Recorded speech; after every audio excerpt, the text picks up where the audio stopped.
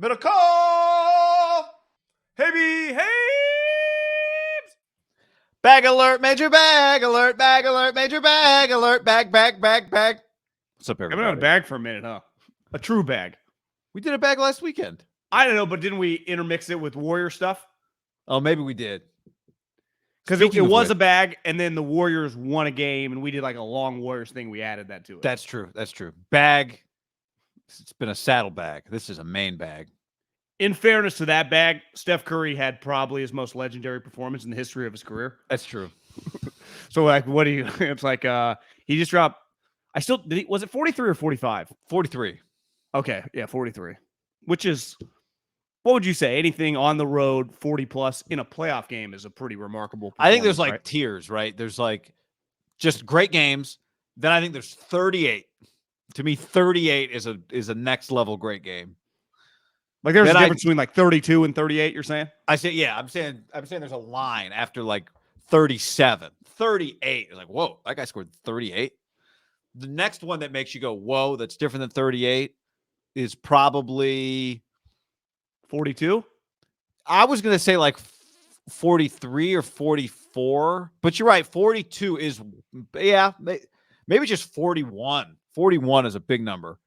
I bet if we look back in the history, if we included the conference finals and the finals, right? Because there's probably been 50-point games in the first round. The first round can get a little pick-up-y sometimes, right? Yeah. If it's a mismatch.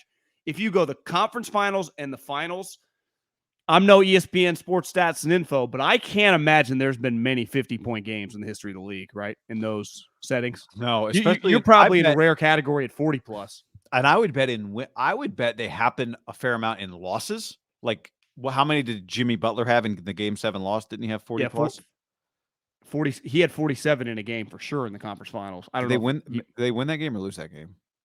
I think he lost a couple games where he went nuts. It wouldn't shock me if those big scoring games are not all. I'm not saying majority of winners, but like happen with that's a good point. Guys that lose. We thought we'd start this mailbag real quick with the conversation we were having before we hit record, which was just we wondered on Thursday night's post Warriors championship pod, would Draymond pod? Not only did Draymond pod, he did like a season finale level pod. He had everybody on it. It was cool. He did it from the podium. He did it from the podium with a backdrop.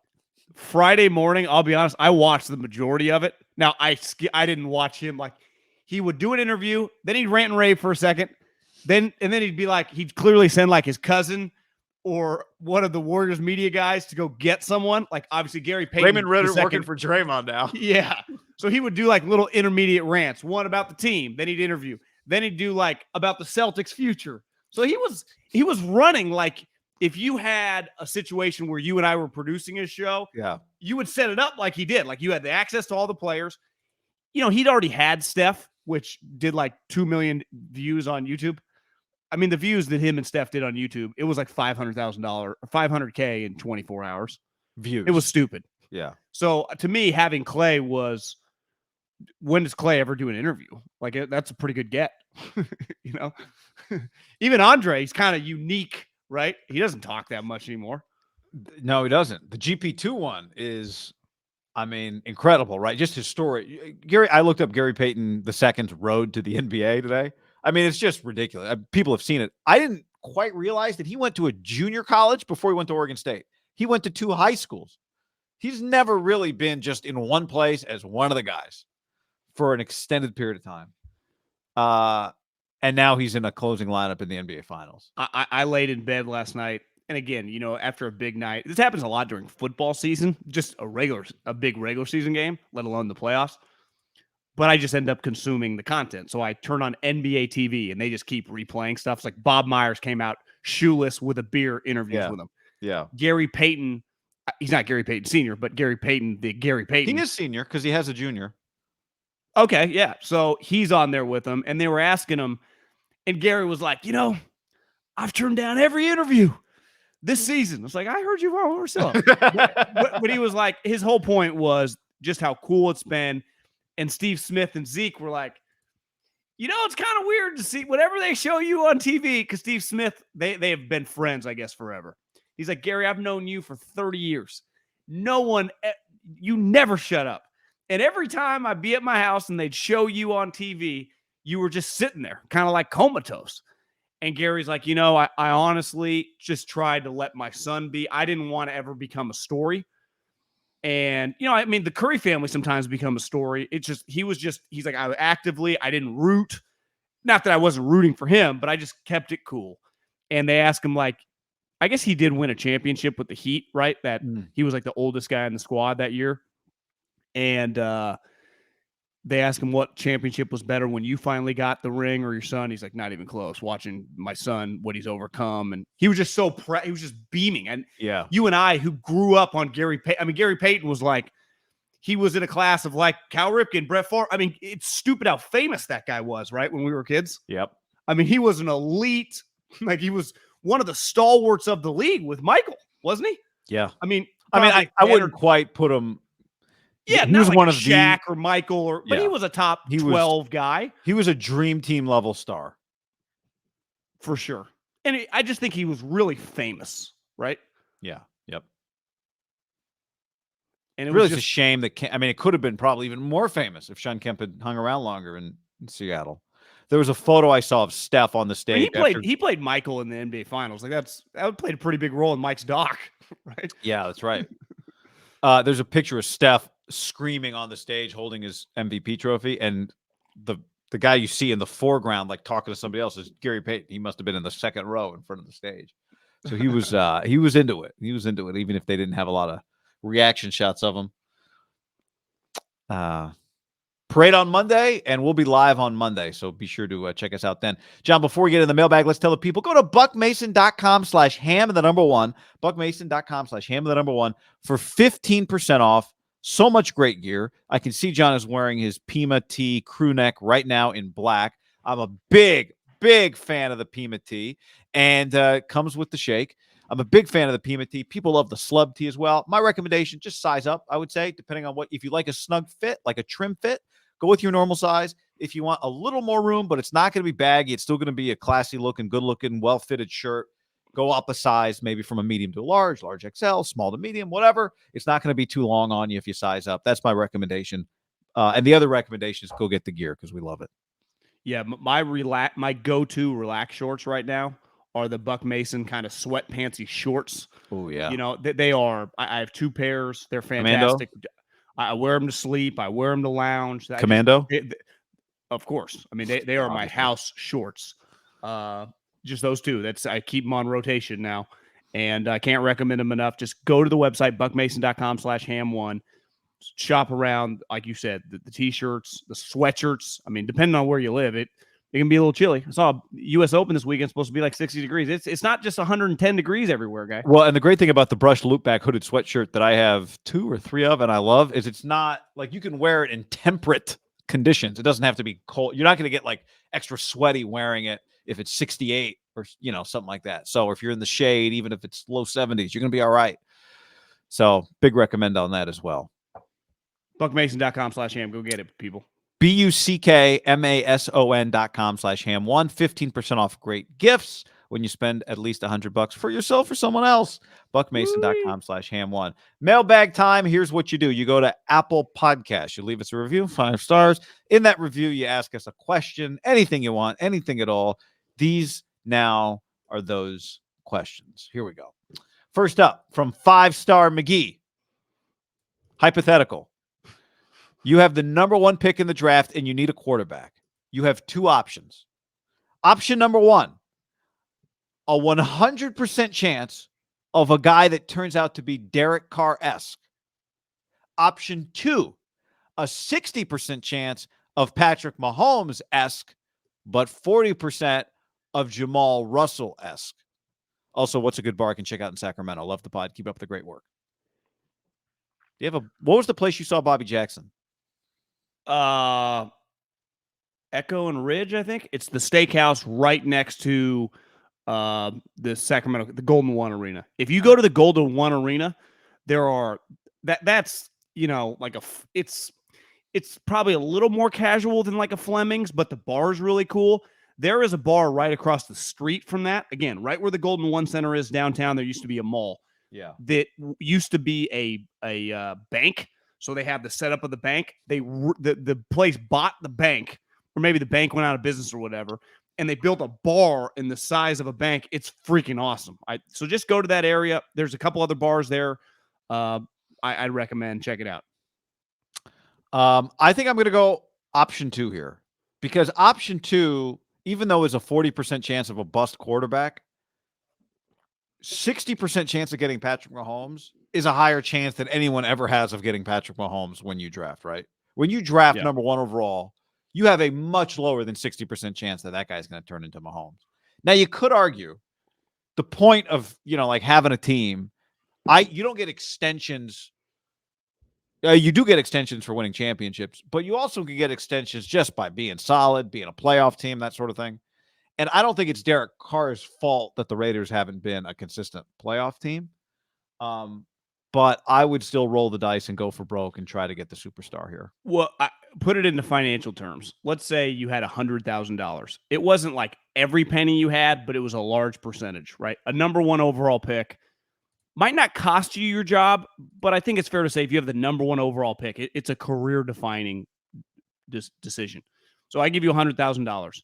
Are you taking, if I give you this option where it basically turns into 15x, so you turn that 100 into $1.5 million, or you can turn it into like $350,000, make a lot of profit. You know for a fact you're going to get a $250,000 profit. As Gruden said, you never go broke taking a profit, spider 2 wide banana. Do you think about it the same way? Do you go the easy route, or you take the big swing? Knowing that the 100 could go to 0. Yeah. Doesn't it depend where you are financially, or depends where your team is? Because if you're the Niners a couple years ago when they ended up with almost the number 1 pick, they would probably have taken the safe route. Because a lot of these teams, though, you take a big swing. Like the Browns a couple years ago, they thought Baker was the next Favre, and it's kind of backfired, right? Yeah. Well, it's a great analogy. I also think we'd view Derek Carr differently if he were a number 1 overall pick than if he was a second rounder. If we're doing financial terms, what's the difference? Let's just say Mahomes, let's pick a number, is $1 million. What's Derek? $500,000? No, I think it's closer to like 4. There's a pretty big gap, it feels like, right? Yeah. Even though the gap between most quarterbacks aren't 400 in this analogy.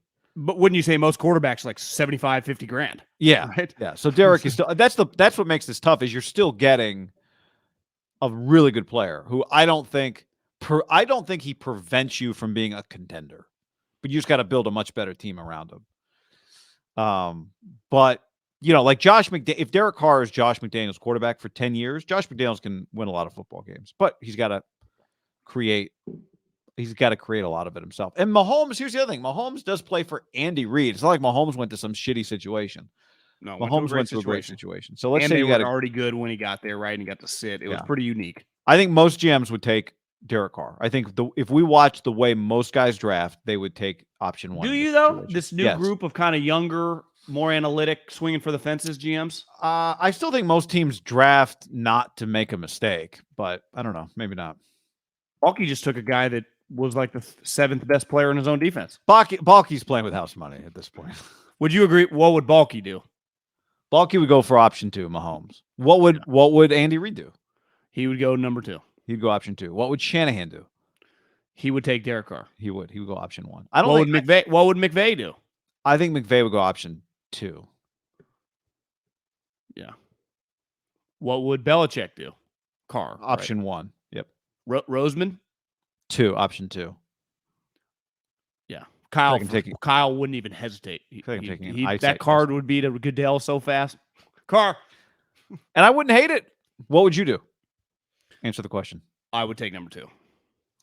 Next up, as a Packers fan, this is from Sid Budidson.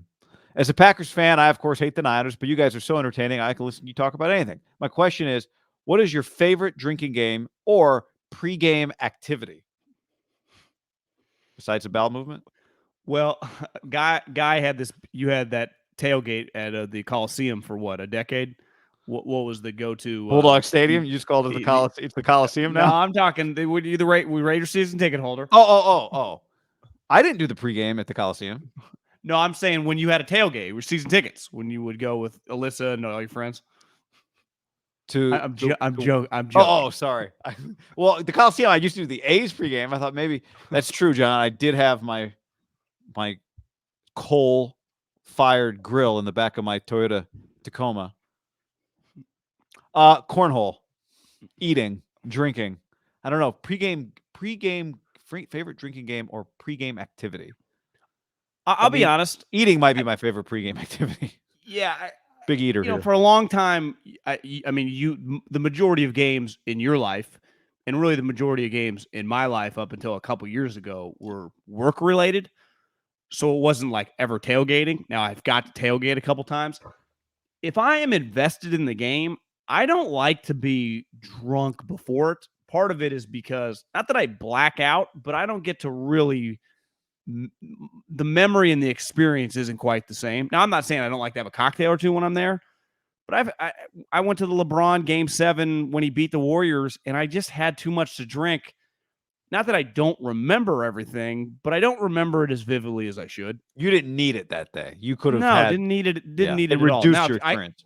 I get it if you're like over the years, if your team is like a 6-7 win team and you're just going to watch a game, having a good time, I totally get it. But my overall take is like, if you're going to a big game, like if you're a Bills fan and it's like Bills Chiefs, I don't even know if they play this year, but let's say it's Bills Chiefs week 6. Like, I don't know if I need that much alcohol. It's a big fucking, I've waited all week for this thing. I kind of want to take it in. Are you trying to break some folding tables though? Well, yeah, I'm not saying you don't have a good time. I just don't break your back. The only beer drinking game I've ever really kind of enjoyed was beer pong, and even I'm terrible at those games. Beer pong's a great game. Yeah, I like honestly one of my. This is going to sound very lame. One thing I really like doing pregame is watching other games. It just gets me more excited. You know, if you're a college football game or you're at 4 o'clock, you watch a big 1 o'clock game at a tailgate, and I don't want to feel heavy before any big moment. Like, I don't want to feel too full of food, too drunk. I want to feel light on my toes. You know, you want to get a BM, maybe 2 in the morning. That's key, just like before a good round of golf. I just want to be agile, light, feeling fresh, feeling spry, and ready to be my best self. And let's face it, I mean, it's really cool to be at an event when it's a special event, but the hard part about sports, right, is it's real life. So you never know that you're going to get involved with, I guess, a playoff game. You know, you have a better chance than a regular season game. But there's nothing like being at your house, even if you got people over. If I can just crack some beers on the couch. Something good to be said about that. It's the best viewing experience. Next up, Mark says, "What's up, fellas? The Niners getting closer and closer to taking a minority control of Leeds United. Do you think Parag Marathe may be gone from the Niners in the near future? He's already the vice chairman for Leeds, and with them avoiding relegation, I think he might make the move full-time to the Premier League. Will Jed be able to find another contract whisperer as skilled as Marathe?" I mean, are the Niners their number one business still? I would imagine they own the team, right? He's most financially useful to the San Francisco 49ers in that way. I do know that, did he say about to take? I think they did. I think the Niners are now the majority control. They got in early. The way it was described to me, they compared them to the Raiders. It was like a sleeping giant. And they got in when they were really shitty, and they've slowly turned it around. I think they've gotten bumped up. That thing, if you become an EPL stalwart, right? That's true. I don't know if EPL is the right word, Champions League, whatever the fucking league is, it is every bit as big as an Premier NFL team, correct? Yeah. Like if you own Man City, Manchester United, Barcelona, again, I might be screwing up those leagues. Can get relegated, right? You can get bumped down, and then you're less valuable. I don't see why he can't do both. That's what he's been doing. He just seems really it's a really good question. I honestly don't know the answer to like what exactly his role requires in terms of attention. But from a contract standpoint, it's not exactly a 24-hour a day, 365-day a year job. Like Bob Myers once said, like, once the season starts, my job's mostly kind of done, right? Football's a little different though, because the roster's constantly, you're cutting guys and signing guys. And not that you're doing a lot of planning. Yeah, is he whatever getting the practice squad guy? I would say though, if they ever win a Super Bowl, does he get a little bored? That'd be my. I mean, he's clearly smart. We got to know him. I mean, we had him on the show. I mean, he's really smart. And now at this point in time, I just wonder if you've been doing it so long. I know he loves football. I mean, he legitimately loves football, probably more than soccer, I would guess. Never asked the guy, but I do wonder if it gets a little boring, like going back and forth. It's one thing to do a Nick Bosa deal, but just some of the minutia of it. Yeah. It's like, God, can I just go run my own business or whatever? But then money talks. He's got a pretty good gig. Next up, not the real Arakpo writes 5 stars. Sports talk without the hot takes.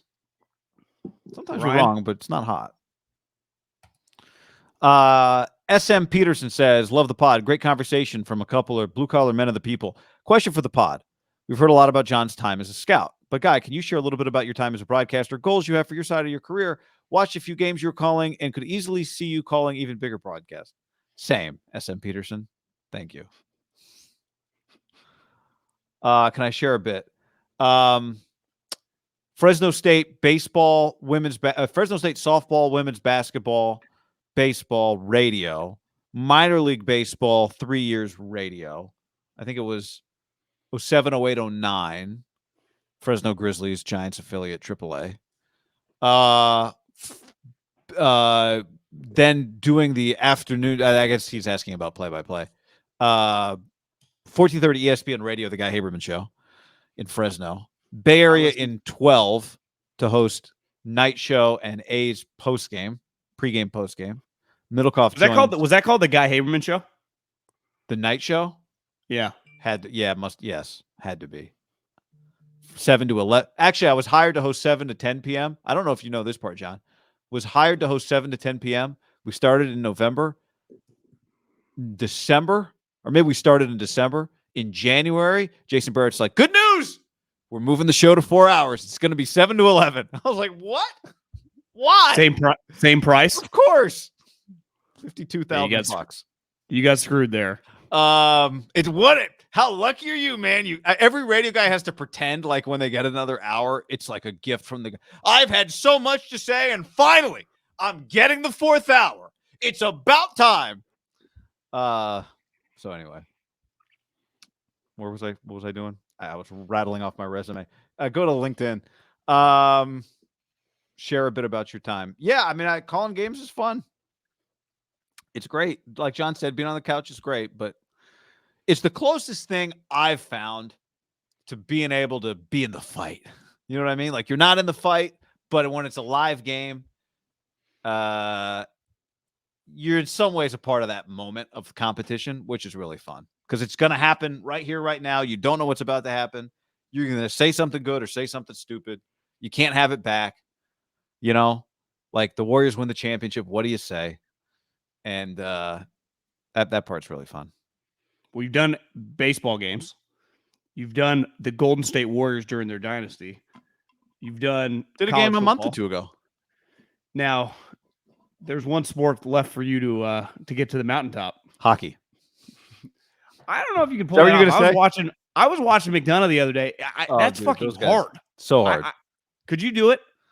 Could I? I mean, I'm not going to lie and say, yes, I could do it right now today. But if I wanted to do it, I do believe I could. I mean, that sounds really bad. And there's no way to say this without sounding bad. I think I could do it. But would it take a lot of work? It would take a lot of work. Yes. Like if you told me do a baseball, basketball, football game tomorrow, if you said in an hour there's a game, you don't have any time to prepare, I could get through it. Hockey, not a chance. It would be a complete embarrassment. I would need a lot of time, like to learn the rules and then learn all the names. And then even then I would suck for a long time. I'm just saying I'd have to go through a lot of sucking. In the end, I could probably do it, but I would suck if you could do one sport on television, which one would you do? I mean, is it even a question? All right. Would you rather do the AFC or the NFC? Or would it matter? Beggars can't be choosers. Does it matter? No, I don't think it matters.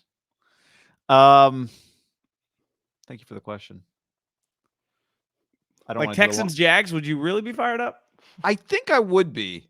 Yeah, no. I mean, I think I would be. I've thought about that, and I think I would be.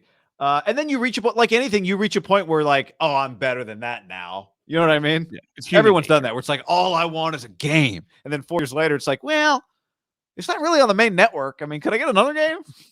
That's the way it always works. I could give you a much longer answer, but that's too long of an answer. Thank you for your care.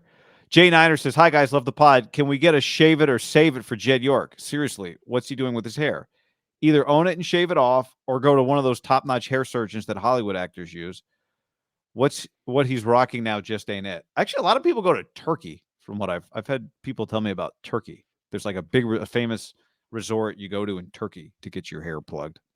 Well, to me, if you have Jed's level of wealth and you want to hold on like he held on, like some guys don't care, right? I cared until I didn't, and now I don't care anymore. Yeah. I don't understand holding on like that if you're him and not going to Turkey, or else just shave it. Like, to me, what he's doing is a disaster. Like, it's just one of those things. I don't know the guy, but if I was his friend, and I don't know how many true people he has that could be like, man, what do we got going on here? Like, did somebody tell you to shave your head? I didn't. No, I looked at it and been like, this is not sustainable. I look like a fucking idiot.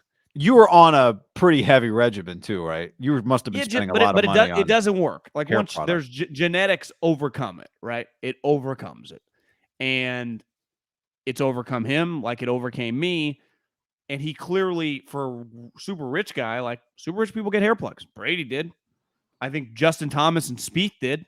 Like, a lot of guys, there's a moment when you either got to put your chips on the table or just let it go the other way. Like, Tiger's a guy that didn't. LeBron didn't. I guess LeBron did the color thing. I don't think it held. I think LeBron tried, but it didn't hold. Oh. Sometimes my buddy that got it said that the doctor tells you when he does it. This isn't like 100% guarantee, right? It's like when a guy tears an ACL. It's like he's going to be fine. Someone DM'd me the other day, like Jamison Williams. That video I sent you of Antoine Randall, that was pretty funny when they got him. It's cool. And someone's like, does every team feel the same about a star guy that's coming off an ACL? And I said, no, because there's an element of like, Jamison Williams is not 100% going to be the guy that we saw that runs 90 miles an hour. There is a chance that, like, you know what? His knee it didn't work, right? The same thing with the hair surgery. Like, sometimes your genetics overcomes whatever. It's painful. Joe Buck, it almost cost him his career, right? I mean, that I think is... Oh, that's right, because he couldn't talk. Yeah. The vocal cord, not because of his look, but it fucked it up. We've done Shave It or Save It. We would love some more submissions. I do wonder if we were not harsh because we did it with love, but I think anyone in this position, you can speak to it. I can't. Maybe one day I will. I hope I won't, but I think you're good for the time being. But it's a very, I really want to be, I don't want to be soft, but I do want to be, it's such a personal human thing. No matter how famous or rich you are, clearly everybody, it's a very personal, difficult thing for people. And so I want to be very sensitive to anybody. If you submit, I feel like we had a lot of fun with people, but I don't know. People stopped submitting. I think it was a very difficult thing maybe for some people. I think that it's the number one thing that is very relatable between men and women. Not that most women lose their hair, but women tend to be much more at ease with their insecurities and vocalizing them. And it's the one thing that men, I mean, it's like it affects a large percentage of society kind of have in common. And we will kind of talk about, but there's still a percentage of men that really struggle and like even talk about it. Like, well, just because it's happened to generations and generations of people, it hasn't happened to you before. You are going through it for the first time, right? So just because John, you made the decision 15, somebody else is in that position right now today. It's just very real. It's like just fucking either fix it or cut. I know, but if someone had said that to you a year before you'd shaved it, it would have been harder information. I'd also say though, here's my one pushback. It is impacted on your age. I was 26 or whatever, so there's a lot of life.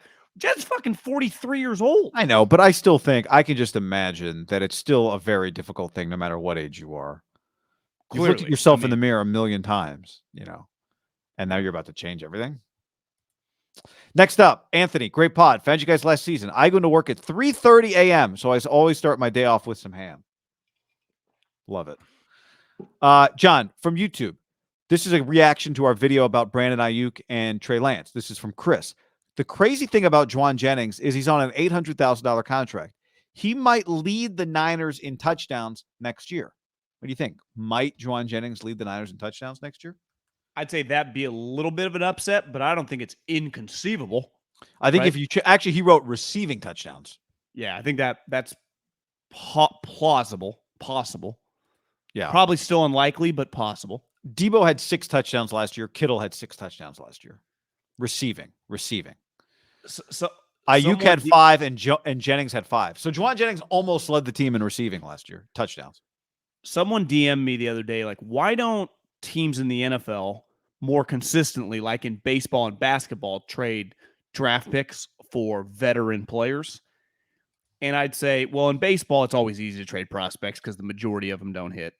And in basketball, if several prospects can get you a star, it's always worth it. In football, and plus most draft picks in the NBA, there aren't as many, and the likelihood of you hitting on pick 15, let alone pick 32, is very slim.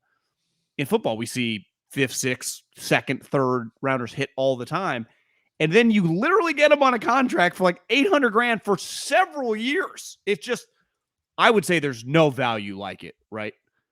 Hitting on a mid-round pick. And people that run teams will tell you the value. It's why they're very hesitant to like, wait, Khalil Mack, they only got a 2nd-round pick? Because I think a lot of teams would be like, I'm not trading a 2nd-round pick for that contract. And he's older, who knows, right? Where in other sports, that transaction, how many more teams would have been involved in the Khalil Mack sweepstakes?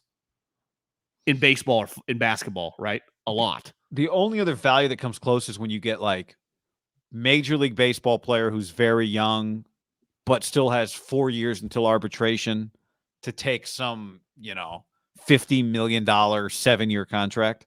Yeah. That might be the only other thing that comes close. Because the one bad thing about not being a first rounder is you lose a year of control on a football player. Right? Like Juwan Jennings, you develop him for a year, he contributes for a year, he becomes good for a year, and it's like, bam, like now he's gone. They really just got 2 more years of him. Ideally, you want to get like a Debo type or Fred Warner, who's a mid-round pick or, non-first-round pick who immediately plays and and you benefit from him his whole career. And then even when you pay him a 2nd contract, if you amortize out his 8 years, actually the numbers weigh. Like if you look at Fred Warner, when he's played 8 seasons for the Niners, those first 3 were so cheap. I bet it actually looks that to justify like his average salary will be like $7 million. Right. The difference with baseball, though, for every like Chris Bryant or Buster Posey, there's been a million of them that turn out to not be good. 100%. So it's like, wouldn't you always trade? It's really hard, right? Like you'd rather like, hey, pay a lot of money for a great player than pay some money for a below average player. But you would always take like your 2 Buster Posies in the minor leagues for Mookie Betts, right? In baseball. Yeah. In football, it's like, do we really want to give up 2 ones for Jalen Ramsey? Most teams won't. You just can't carry a team in baseball, really. With one guy. Yeah, like Mike Trout's the greatest player. They played in 3 playoff games. How many coaches have been fired under Mike Trout's watch? God, I mean, it's a great question. 4, at least. He's gone through as many. He's gone through more. It's gone through 7 play-by-play guys, I think, too. Oh, what's his name's out there? The MLB Network guy? No, he's still there. But somebody else got fired. Like the other guy got fired. Like 2 other guys got fired. 2 other guys who filled in last year got fired. Let's end on this. What'd you think of the Joe Maddon Mohawk story? Did you see that? No, what was the Joe Maddon Mohawk story? So they had been losing a lot, right? Joe Maddon cut a mohawk into his hair to like inspire the team. Yeah. He was called that morning. He did it the night before, cut a mohawk, was going to show up like, let's everyone loosen up. He gets the call from either Moreno or the GM. You've been fired. No one actually ever sees the mohawk. You got a mohawk. You got to get the cut at the stadium once you're there for the day. Can you imagine going mohawk and so what did he fired do? Did he keep the mohawk, you think, or did he shave it all off? No one's seen him. He went and gave a pep talk to he went and did a corporate pep talk. I got this mohawk just for Coors Light.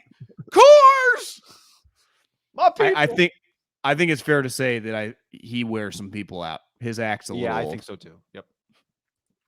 YouTube comment from Eric on our Warriors championship reaction video. Happy for Bay Area fans. Congrats to you guys. I'm not the basketball fan I once was, but I'm old enough to realize how long and deep the East Coast bias is at times, so it's real nice when these things happen. Enjoyed everybody. It just made me think, where do East Coast biases still exist and where do they not? Like, they do not exist in the NFL anymore. Clearly not, because the Giants don't get primetime games, right? They exist in baseball. They exist in basketball less. They definitely exist in college football to a degree, but it's like a southern. I don't even know if it's a bias necessarily. I wouldn't call it a bias. So I don't know. I don't know where they exist the most anymore, but it definitely doesn't exist. I would say it exists the least in the NFL. By far, the Knicks still probably get, they really push them. Yeah. Football for sure. But there's a difference between a bias and this team has a lot of fans, and so we promote this team, right? The fact that the Giants and Jets, it's not a bias. It's just there's a lot of fans for those teams. They're in a big market. I would say the Cowboys do get a little bit extra push. That's not an East Coast bias. That's because their fan base is huge. True.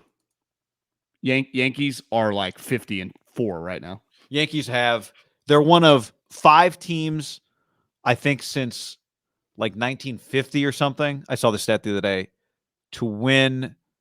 I think it was like 44 their first 60 games. It's basically one of the greatest starts in Major League Baseball history. 60 game starts. One of the greatest business decisions we've ever seen by old Aaron Judge, right? Amazing. And he's like, I'm not going to play I'm not hitting in the Derby. I'm not. Has he doubled his amount, you think? 215? Is he at 400? Yeah. 215 was their offer. And a lot of people were like, bro, take it, man. You've been injured. Doubled? It's amazing how the body can stay healthy in a contract year. If they gave him 325 right now, does he sign? I don't think he does. Why wouldn't you take it to free agency? Do you think there's any chance that he's waiting to come back west to come to the Giants? Well, I think there's a chance he's waiting to come back west. Is he waiting to come back to the Giants? I don't know. To me, the Dodgers. San Diego or Los Angeles? Wouldn't the Padres be interested? Sure.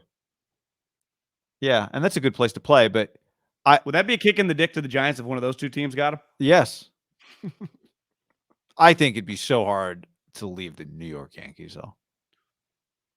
Like playing on that stage. You think the only reason he turned it down was the money, not necessarily he doesn't want to stay? No, I don't know. You asked me, do I think there's a chance he wants to come back west? My answer is yes.